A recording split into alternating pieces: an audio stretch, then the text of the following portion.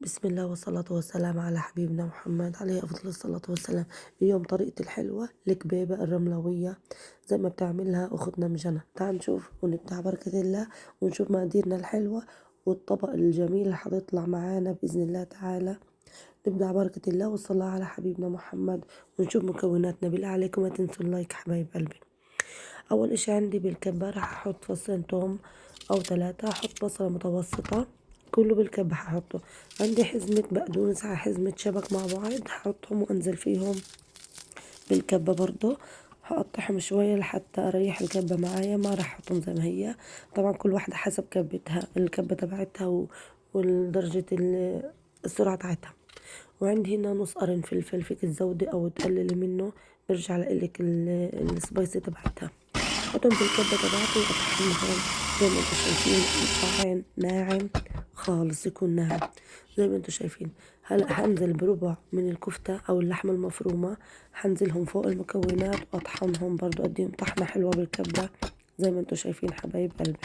لا تنسوا دايما الإنسان ما يكون ربنا بذكر الله والصلاة على حبيبنا ودعوة له الغيث الله يا رب يفرج كربهم يا رب ويرفع عنهم البلاء. بعد ما انا طحنتهم زي ما انتم شايفين حبايب قلبي راح احطهم ببولة او طبق واسع عندي لحتى نتبلهم مع بعض ونحط البهارات الحلوة عليهم. بسم الله ما شاء الله، يعني لازم توصل لدرجة النعومة هذه بالطحن تاعتهم. هلا هحط البهارات تبعتي. عندي هنا تقريبا كوباية صغيرة من الرز المطحون، لازم اشي اساس الرز المطحون بهيك وصفة. عندي 7 بهارات هحط برضو نص معلقة صغيرة. أنا كمية الخلطة عندي قليلة. عندي توم باودر فابريكا حراقة. عندي فلفل أسود برضو نص معلقة، طبعا هذا بيرجع لإلك تبهيرته. عندي برضو القرفة هحط نص معلقة، والكمون طبعا. وأحط شوية كزبرة مجروشة اللي هو الناعمة أو الناشفة، أحط منها تقريبا نص معلقة. أحط الملح وأظبط الملح تبعتها.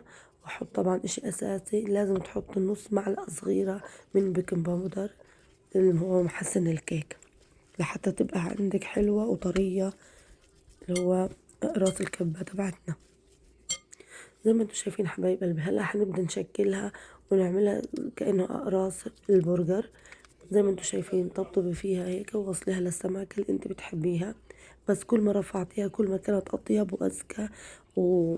وبتكون كتير معك مستوية وحلوة. عندي هنا شوربة حطيت معلقتين صلصة فوقيها، وفيك ما تحطي معلقتين الصلصة حسب انتي ما برجعلك. حطيت معلقتين صلصة زودت ورقتين غور فوقيها. وحنزل بعد ما انا اكببها زي ما انتوا شايفين وانزل فيهم على المرقة تبعتنا الحلوة. بسيبها تستوي تقريبا ربع ساعة وغطيها كتير منيح لحتى تستوي اللحمة من جوا ومن برا. بسم الله ما شاء الله، عن جد عن جد تجربة حلوة.